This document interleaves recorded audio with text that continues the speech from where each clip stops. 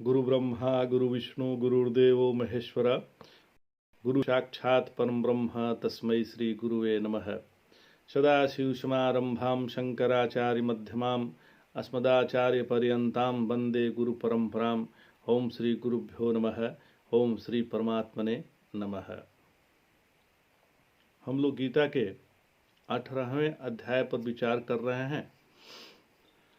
तो भगवान कह रहे हैं कि जो पुरुष कार्य रूप शरीर में ही पूर्ण रूप से आसक्त हो जाए और जिसमें कोई तत्व दृष्टि भी ना हो, वह तुच्छ ज्ञान तो तमोगुण ही है। यह ज्ञान ऐसा ही है जैसे रज्जू में सर्प और रस्सी में सांप और श्याणु में पुरुष का ज्ञान। तो आगे भगवान बतलाते हैं, कर्म के भेद बतलाते हैं कि कर्म सात्विक होता है, एक राजसिक होता है, एक तामसिक होता है। अलग अलग श्लोकों में भगवान कर्म का भेद बतलाते हैं। तो 23वां श्लोक हम लोग लेते हैं। नियतम संगरहितम राग द्वेषतः कृतम अफल प्रेप्सुना कर्म एतत् सात्विक मुच्यते। जो कर्म शास्त्र विहित है, शास्त्र के अनुसार किया जाता है और आसक्ति से शून्य होकर किया जाता है, राग द्वेष से रहित होकर किया जाता है और फलाकांक्षा शून्य पुरुष द्वारा अनुष्ठित जो कार्य है वह कार्य सात्विक होता है। तो कौन कार्य सात्विक है? तो जो शास्त्र के अनुसार किया गया है और उसमें आसक्त होके नहीं, वो आसक्त होके कार्य नहीं किया जा रहा है और राग द्वेष से रहित होकर किया जा रहा है। साथ ही साथ फल की इच्छा नहीं है कि हमको ये करने से हमको कुछ प्राप्त होगा, ऐसा भाव नहीं है। तब हम सात्विक कर्म कर रहे हैं। फिर भगवान कहते हैं, यतु कामेप्सना कर्म साहंकारेण वा पुनः क्रियते बहुलायासम तद्रा जगमुदाहृतम। जो कर्म अहंकार पूर्वक किया जाता है, अहंकार से प्रेरित होकर जो कर्म किया जाता है और बड़े परिश्रम से किया जाता है कि बहुत मेहनत लगा भाई कर्म करने में, ऐसा कर्म जो है राजस कर्म है। फिर तामस के बारे में भगवान बतलाते हैं कि तामस कर्म कौन है। अनुबंध क्षयम हिषा मनवेक्ष च पौरुषम मोहादारभ्यते कर्म यत तामसमुच्यते। जो कर्म परिणाम, हानि, हिंसा और अपने सामर्थ्य का विचार न करके किया जाता है और मोहवश आरंभ किया जाता है, कोई मोह में पड़ के आरंभ किया जाता है, वह कर्म तामस कहलाता है। तो अनुबंध परिणाम अर्थात इससे सुख होगा और इससे दुख होगा, इसका विचार न करना। अब हम 50 रुपया खर्चा करें, 50 रुपया खर्चा करने की सामर्थ्य हो पर हम 500 रुपया खर्च कर दें, हमने पूर्व में विचार नहीं किया तो आगे तो दुखी होगा। तो ऐसे कर्म करने वाले तामसिक होते हैं। अब बिना विचारे कोई बोल दे, अब हम क्या बोलना चाहिए, किससे कैसे व्यवहार करना चाहिए, इसके लिए हमने विचार ही नहीं किया, हमने बोल दिया। तो ऐसा जब होगा तो यह तामसिक हो जाएगा। इसमें क्षय भगवान ने कहा, तो इस काम को करने पर कितनी हानि होगी यह विचार नहीं है। और हिंसा भी करते हैं कर्म करते समय। ऐसा करने से किसी को कष्ट तो नहीं होगा, ऐसा उसने सोचा ही नहीं। ऐसा विचार न करना जैसा कर रहे हैं यज्ञ और दूसरों को बेगार लेते हैं। तो अपनी कितनी शक्ति है इसका विचार न करना, और यह सब बिना विचारे मोहवश जो काम किया जाता है वह तामस ही होता है। वह जो है उसको तामसिक ही कर्म कहा जाता है। अब भगवान जो 23वें श्लोक में कहते हैं कि नियतम संग रहित मराग देशतः कृतम अफल प्रेप्सुना कर्म यतत् सात्विको मुच्यते। सात्विक कर्म की बात जो बतलाया भगवान ने, तो उसमें यह कर्म की त्रिपुटी है। तो कर्म का त्रिगुण वह क्या है? तो आप जो कर्म करते हैं, जैसे संध्या वंदन आदि कर्म करते हैं, मलोत्सर्ग का काम करते हैं, तो ये नित्य कर्म। तो ये है क्या? तो नित्य कर्म एक तरह का नहीं होता। हम जो मन से, वाणी से, हाथ से, पैर से और उदर से पाप करते हैं, उसका अवलोकन करने के लिए संध्या वंदन करते हैं। हम स्नान करते हैं, दैहिक मल प्रक्षालन के लिए भीतर जो मल भरा हुआ है उसके निवारण के लिए शौच लघु शंका जाते हैं। तो यह जो शारीरिक मल प्रक्षालन है यह नित्य कर्म है, और अविद्या मल का प्रक्षालन वास्तविक कर्म है। इसलिए भगवान कहते हैं संग रहितम, संग रहितम। तो उसमें सटो मत, उसमें सटो मत। किसमें सटो मत? तो अराग द्वेषतः कृतम, बिना राग द्वेष के करो। कोई कर्म कर रहे हो तो राग द्वेष मत रखो। फिर कहने लगे भगवान अफल प्रेप्सुना, तो उसका कुछ फल मत चाहो और कर्म करो, यही सात्विक कर्म है। यत सात्विक मुच्यते। तो अब आइए इस श्लोक पर थोड़ा और विचार कर लें। तो भगवान इसमें बताते हैं कि सात्विक कर्म क्या है। निषिद्ध कर्म तो कभी सात्विक हो ही नहीं सकता। काम्य कर्म कभी कामना लगी रहती है और जिसमें राग द्वेष आते जाते हैं, और अकर्मण्यता में तमोगुण प्रत्यक्ष है। इसलिए नित्य का, नियत का अर्थ, यह नियत का जो अर्थ है नित्य कर्म ही है।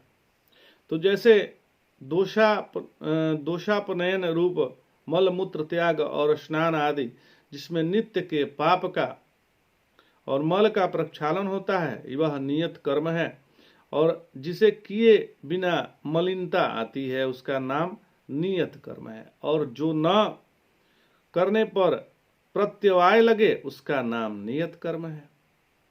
यदि आप संध्या वंदन नहीं करेंगे तो प्रत्यवाय लगता है।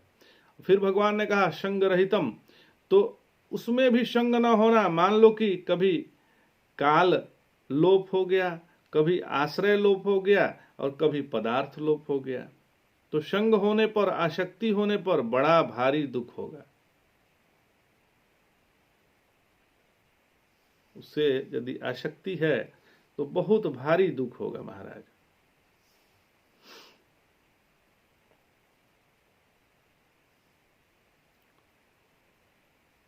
तो रागवत और द्वेषवत जो कर्म किया जाता है वह सात्विक नहीं होता, क्योंकि राग में रंग है और द्वेष में जलन है। और भगवान ने कहा यतु कामेप्सना कर्म संहारेण का वा पुनः, तो काम भोग की इच्छा तो हुई कामना। जो यदि हमारे अंदर काम भोग की कोई इच्छा है तो वो कामना ही है। और अंतःकरण संचित करने वाली वस्तु कामना है, और अहंकार साधारण है। तो अहंकार प्रकृति वंश में उत्पन्न है, अस्मिता अविद्या वंश में उत्पन्न है। तो ये दोनों जब एक में जुड़ जाती हैं तब अहंकार बलवान हो जाता है। और मैंने बड़े बड़े विद्वानों को देखा है कि वे साधारण सन्यासियों को हाथ नहीं जोड़ते, माने अपने आप को श्रेष्ठ समझते हैं। आश्रम श्रेष्ठ को बिल्कुल वो स्वीकार नहीं करते। बहुत विद्वत ऐसे लोग हैं, विद्वान हैं, जो सन्यासी लोगों को भी प्रणाम नहीं करते और नहीं त्याग को श्रेष्ठ समझते हैं। वे बिल्कुल स्तंभ की तरह स्तंभ बनकर खड़े रहते हैं। साहंकारेण व पुनः, और क्रियते बहुलायामश, भीतर हुआ अहंकार माने आई कामना, और बाहर कर्म करने पर बड़ा भारी आयास करना पड़ता है। तो क्या है? तो महाराज हमने देखा 2 दिन पहले चावल और उड़द को भिगोया जाता है, तीसरे दिन उसकी पिसाई होती है और डोसा बनता है,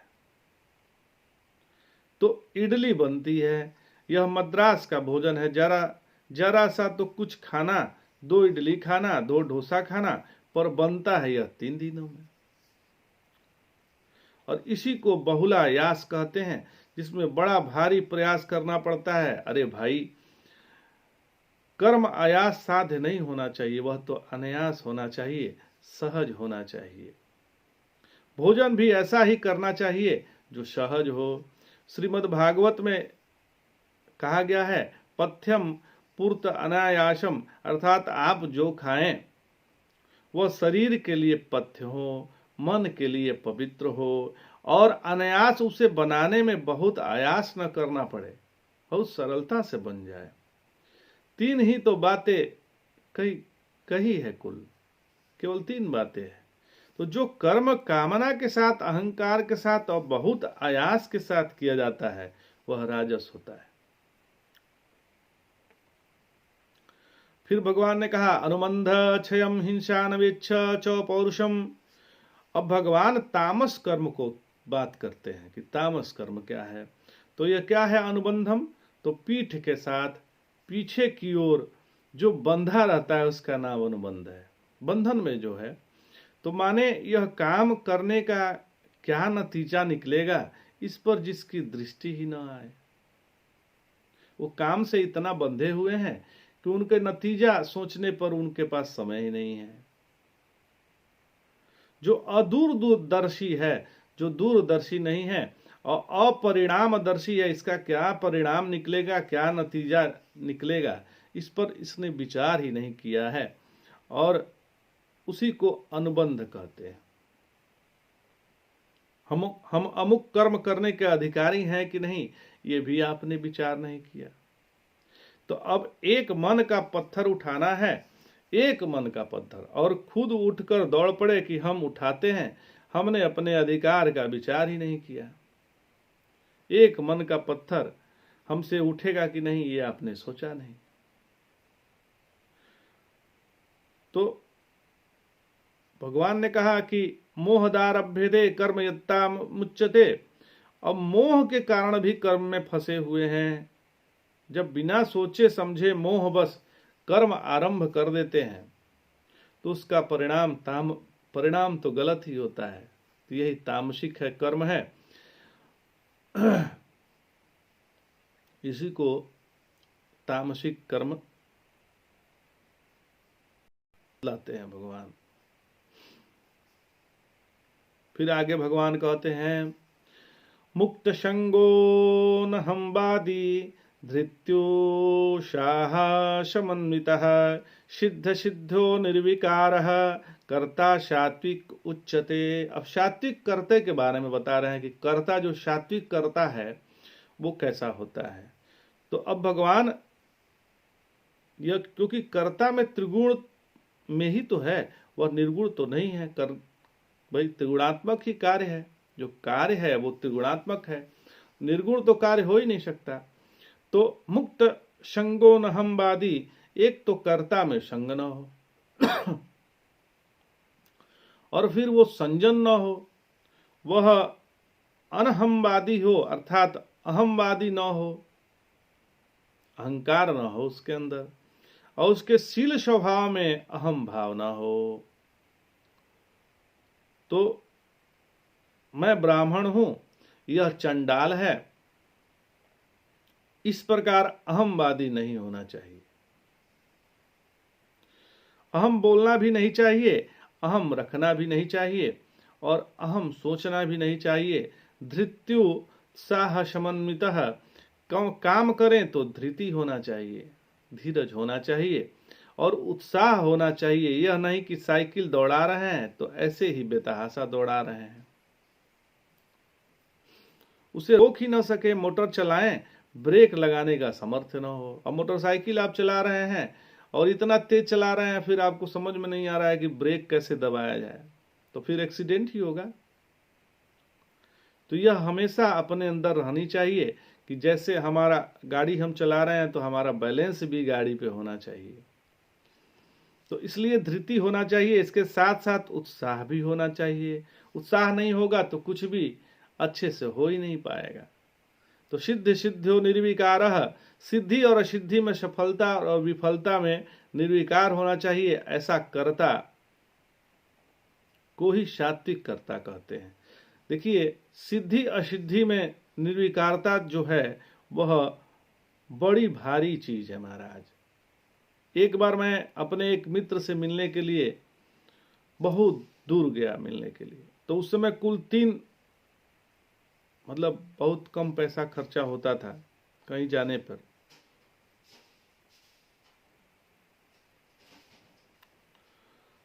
कोई बहुत महंगाई नहीं थी, बहुत सस्ते का जमाना था। तो हम लोग इलाहाबाद जाते थे अपने यहाँ से, तो वो 26-27 रुपये का टिकट होता था।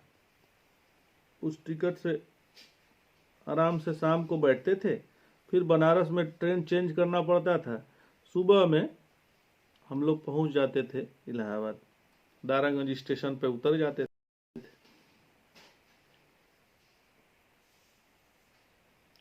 तो उस समय की बात और थी, अब बहुत महंगा हो गया। अब तो जनरल टिकट भी बहुत महंगा हो गया।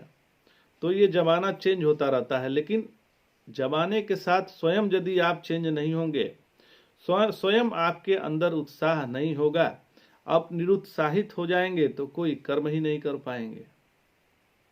जमाने के अनुसार अपने को चलाना चाहिए। तो संसार में दोनों पक्षों पर सोच विचार कर निर्विकार भाव से कर्म करना चाहिए। ऐसे कर्ता को सात्विक कहते हैं। तो आज इतना ही। जय जय शंकर, हर हर शंकर, नमामि शंकर, भजामि शंकर। नमः पार्वती पतये, हर हर महादेव।